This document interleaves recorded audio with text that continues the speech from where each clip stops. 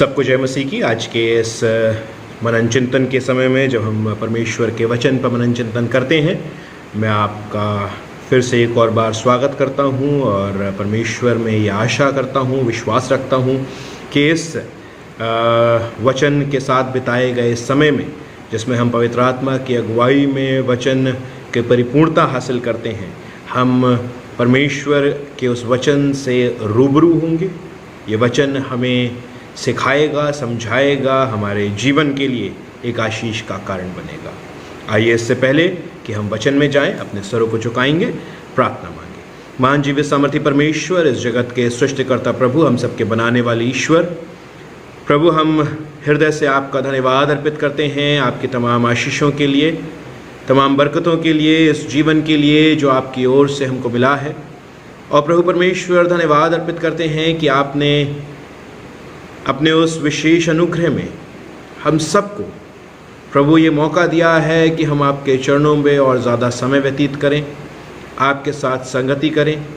हाँ प्रभु, एक आपदा हमारे जीवनों के ऊपर ज़रूर आ गई है, पर प्रभु परमेश्वर, उस आपदा में भी आपने हमें अब तक सुरक्षित रखा है। हम आपका धन्यवाद अर्पित करते हैं, प्रार्थना करते हैं आपकी जो भी मर्ज़ी हमारे जीवनों के लिए है प्रभु, हम उस मर्ज़ी को जानने वाले, उस मर्ज़ी में इस समय पर प्रभु परमेश्वर ध्यान लगाने वाले, और प्रभु परमेश्वर इस समय के बाद जब आप हमें उन कार्यों को कार्यान्वित करने का समय देंगे तो प्रभु हम उनको पूरा करने वाले बन सकें। प्रभु, हम सारा आदर, सारी महिमा, सारा गौरव आपको देते हैं।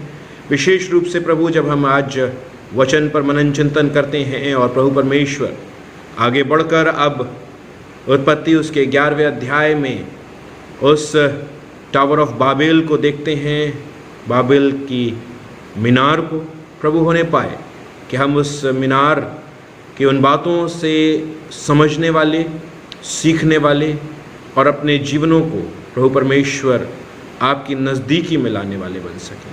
सारा आदर महिमा आपको देते हैं, मांगते प्रभु यीशु क्रिस्त के नाम से, आमीन।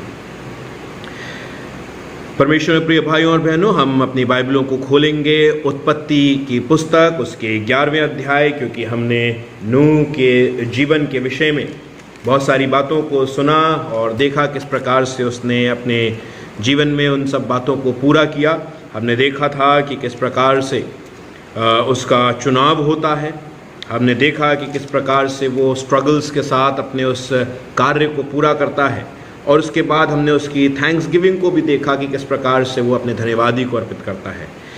बाइबल उसके विषय में बहुत कम रिकॉर्ड करती है, पर हमने उसके जीवन पर 4 दिन बिताए, और उनके बिताने का कारण यही था क्योंकि कई बार, जैसा मैंने पहले भी कहा, कि नूह के जीवन को हम बहुत गहराई से नहीं समझ पाते क्योंकि बहुत गहराई से उसके विषय में लिखा नहीं गया है। अब हम सीधे 11वें अध्याय की तरफ बढ़ते हैं, क्योंकि हम 10वें अध्याय में वंशावलियों को देखते हैं, और उसके बाद हम अब 11वें अध्याय पर आते हैं, जहां टावर ऑफ बाबेल यानी उस भाषा की गड़बड़ी का विवरण दिया गया है जो बाबुल के उस मीनार में परमेश्वर की ओर से मनुष्य के बीच में डाली गई। और आइए हम 11वें अध्याय की पहली आयत से लेकर उसकी 9वीं आयत तक पढ़ेंगे, क्योंकि फिर 10वीं आयत से वंशावली कंटिन्यूड है जो शेम की वंशावली है। उत्पत्ति उसका 11वां अध्याय, उसकी पहली आयत से लेकर उसकी 9वीं आयत। परमेश्वर का वचन यहाँ इस प्रकार कहता है, सारी पृथ्वी पर एक ही भाषा और एक ही बोली थी। उस समय लोग पूर्व की ओर चलते चलते शिनार देश में एक मैदान पाकर उसमें बस गए। तब वे आपस में कहने लगे, आओ हम ईंटें बना के भली भांति आग में पकाएं और उन्हें पत्थर के स्थान पर ईंट से और चूने के स्थान पर मिट्टी के गारे से काम लें। फिर उन्होंने कहा, आओ हम एक नगर और एक गुम्मट बना लें जिसकी चोटी आकाश से बातें करे। इस प्रकार से हम अपना नाम करें, ऐसा ना हो कि हमको सारी पृथ्वी पर फैलना पड़े। जब लोग नगर और गुम्मट बनाने लगे तब उन्हें देखने के लिए यहोवा उतर आया, और यहोवा ने कहा, मैं क्या देखता हूँ कि सब एक ही दल के हैं और भाषा भी उन सब की एक ही है, और उन्होंने ऐसा ही काम भी आरंभ किया, और अब जो कुछ वे करने का यत्न करेंगे उसमें से कुछ भी उनके लिए अनहोना न होगा। इसलिए आओ हम उतर के उनकी भाषा में गड़बड़ी डालें कि वे एक दूसरे की बोली को ना समझ सकें। इस प्रकार यहोवा ने उनको वहाँ से सारी पृथ्वी के ऊपर फैला दिया, और उन्होंने उस नगर का बनाना छोड़ दिया।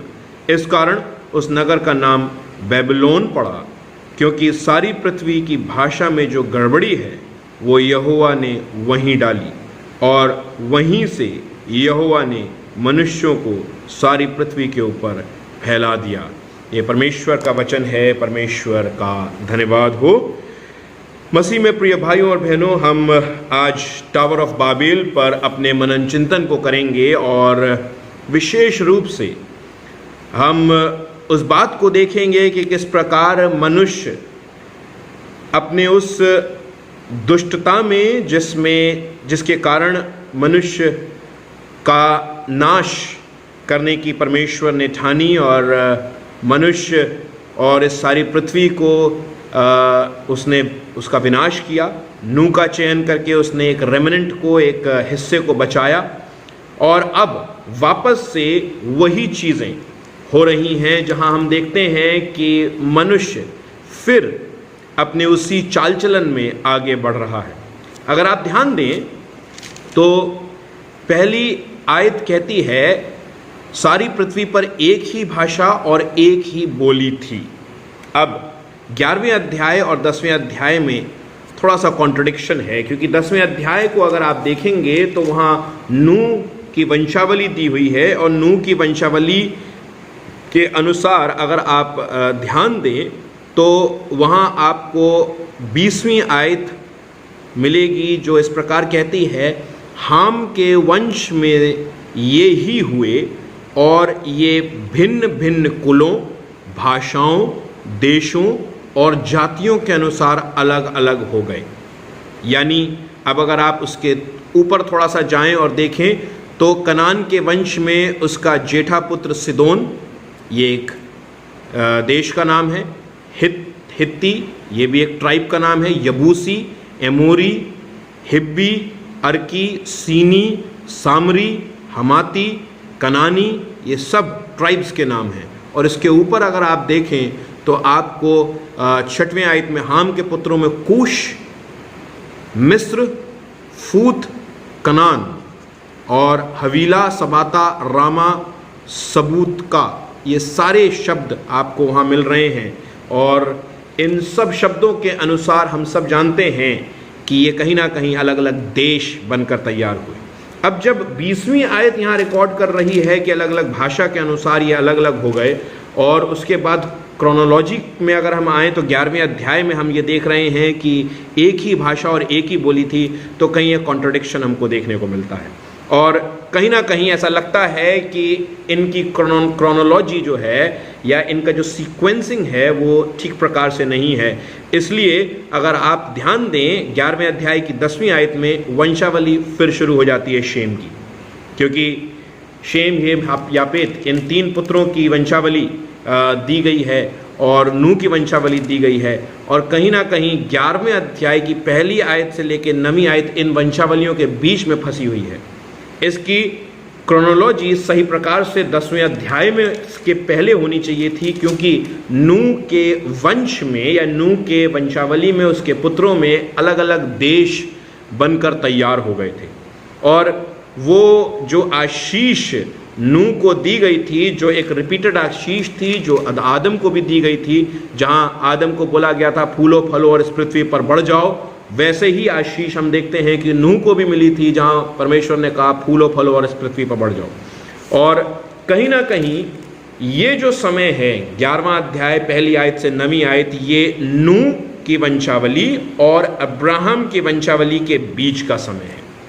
अब हम नहीं सही प्रकार से जान सकते हैं कि क्या क्रोनोलॉजी है इसकी, पर ये कहीं ना कहीं इन 2 समयों में फंसता है, क्योंकि आदम से लेकर नूह तक 10 पीढ़ी हैं और नूह से लेकर अब्राहम तक बोलना चाहिए, क्योंकि अब्राहम तो वो बाद में बना, अब्राहम तक 10 पीढ़ियां हैं। और कहीं ना कहीं ये कहानी इस 11वीं पीढ़ी से लेकर 20वीं पीढ़ी के बीच की बात है, जहां इस टावर ऑफ बाबेल का विवरण दिया गया है। पर स्थिति ये है कि अब तक भाषाएं अलग अलग नहीं हुई हैं। सो सारी पृथ्वी पर एक ही भाषा है, एक ही बोली है, और उस समय लोग पूर्व की ओर चलते चलते शिनार देश में एक मैदान पाकर उसमें बस गए। यहाँ कहानी ये बता रही है कि ये लोग पूर्व में चलते चले जा रहे थे, शिनार के देश में एक मैदान को पाते हैं और वहाँ पर ये बस जाते हैं। और अब जब ये बस जाते हैं तो आपस में ये कहने लगते हैं, आओ हम ईंट बनाकर बना के भली भांति आग में पकाएं। और अब ये एक प्लानिंग कर रहे हैं। पहले ये एक हो रहे हैं, एकत्र हो रहे हैं एक जगह पे, जो परमेश्वर की आज्ञा और उस आशीष का एक प्रकार से उल्लंघन था, क्योंकि परमेश्वर ने कहा पृथ्वी पर फैल जाओ, फूलो फलो और इस पृथ्वी पर बढ़ जाओ। कहीं ना कहीं सारे थियोलॉजियंस और सारे हिस्टोरियंस ये कहते हैं कि इस टावर ऑफ बाबेल का डिस्ट्रक्शन का पहला कारण परमेश्वर की उस आज्ञा का उल्लंघन था। दूसरा और फोरमोस्ट कारण ये था कि परमेश्वर किसी भी प्रकार से मनुष्य के द्वारा बनाई हुई चीज़ों को पसंद नहीं करता था। अब आप उस बात को इस तरीके से समझें कि जब परमेश्वर ने अदन की वाटिका को बनाया, तो जो अदन की वाटिका थी वो परमेश्वर के द्वारा निर्मित थी। परमेश्वर ने उसे कंस्ट्रक्ट किया, उसे बनाया और आदम के हाथों में दिया। अब जब आप सेकंड स्टेज आते हैं, जो एक सैल्वेशन है, एक फिजिकल सैल्वेशन है, जहां नूह के द्वारा एक रेमिनेंट को बचाया जाता है, उसको सेव किया जाता है, वहां कश्ती नूह के द्वारा बनाई जा रही है। पर उस कश्ती का मापदंड, मेजरमेंट, कंटेंट, किस प्रकार से उसको बनाना है, सब कुछ कहां से आ रहा है? परमेश्वर की ओर से आ रहा है। यानी परमेश्वर अपनी ओर से इंस्ट्रक्शन दे रहा है, मनुष्य उस इंस्ट्रक्शन को फॉलो कर रहा है, क्योंकि मनुष्य परमेश्वर नहीं है, परमेश्वर का स्वरूप है। ध्यान कीजिएगा इस फैक्टर को, जो बहुत इंपॉर्टेंट है मेरे और आपके जीवन के लिए। यहां ये लोग एक मैदान पाकर उसमें बस रहे हैं, जो परमेश्वर की आज्ञा के उल्लंघन में ये कर रहे हैं, और अब ये कह रहे हैं कि आओ हम ईंटें बना के भली भांति आग में पकाएं। जितने भी पुराने स्ट्रक्चर्स थे जो परमेश्वर के द्वारा कहे गए बनवाने के लिए, चाहे वो परमेश्वर के लिए वेदी क्यों ना हो, चाहे वो और स्ट्रक्चर्स क्यों ना हो, वो स्ट्रक्चर्स मैन मेड नहीं थे, गॉड मेड थे। God made in one reason, परमेश्वर के द्वारा निर्मित एक रीज़न से, क्योंकि उनके पत्थरों को तराशा नहीं जाता था। आज हम बिल्कुल विपरीत कार्य को करते हैं, क्योंकि अगर हम चर्चेस को बनाएं, ऑल्टर्स को बनाएं या कुछ भी कार्य करें, वहाँ नक्काशी होती है, तराशा जाता है, उसे घिसा जाता है, उसको खूबसूरत बनाया जाता है, क्योंकि कहीं ना कहीं हम ये जानते हैं, ये समझते हैं कि उस खूबसूरती में हम परमेश्वर को नहीं देखते, बल्कि मैं और आप ही परमेश्वर का मंदिर है। ये बिल्कुल विपरीत है उस ओल्ड टेस्टामेंट अंडरस्टैंडिंग के जो हम न्यू टेस्टामेंट में करते हैं, जहां हम चर्चेस को और उन स्ट्रक्चर्स को, जहां पर हम एक कम्युनिटी फीलिंग के तहत एक कलीसिया होकर एकजुट होते हैं, उनको हम खूबसूरत बनाने की कोशिश करते हैं। क्यों? क्योंकि हम कहीं ना कहीं अपने उस खूबसूरती में होकर परमेश्वर की आराधना करते हैं, क्योंकि अब वो हमारे लिए महत्वपूर्ण नहीं है जो हमने बनाया है, बल्कि हम महत्वपूर्ण हैं जो अब परमेश्वर का असल मंदिर है। क्योंकि आज का मैसेज, आज का मनन चिंतन का समय काफ़ी लंबा हो रहा था, इसलिए हमने इसको 2 भाग में विभाजित किया है, इसको 2 पार्ट्स में हमने बांटा है। पहला पार्ट आज आपने सुना है, दूसरा पार्ट आप कल सुनेंगे। आइए इससे पहले कि हम आज के इस मनन चिंतन के समय को समाप्त करें, अपने सरों को झुकाएंगे, प्रार्थना करें। महान जीवित सामर्थी परमेश्वर, हम हृदय से आपका धन्यवाद अर्पित करते हैं प्रभु, आपकी तमाम आशीषों के लिए धन्यवाद अर्पित करते हैं प्रभु। जबकि हम टावर ऑफ बाबेल पे अपने मनन चिंतन को कर रहे हैं, होने पाए प्रभु परमेश्वर हम इस बात की सोच और समझ को रखने वाले हों कि प्रभु हम आपके स्वरूप में बनाए गए हैं, हम खुद अपने जीवन के मालिक नहीं हैं, हम खुद परमेश्वर नहीं हैं, और इसलिए आवश्यक है कि हम आपकी ओर देखें, आपकी ओर ताकें, आपकी ओर से पाए हुए इंस्ट्रक्शंस और आज्ञाओं और कार्यों में होकर अपने जीवनों को प्रभु परमेश्वर आपकी महिमा के लिए बताने वाले हों।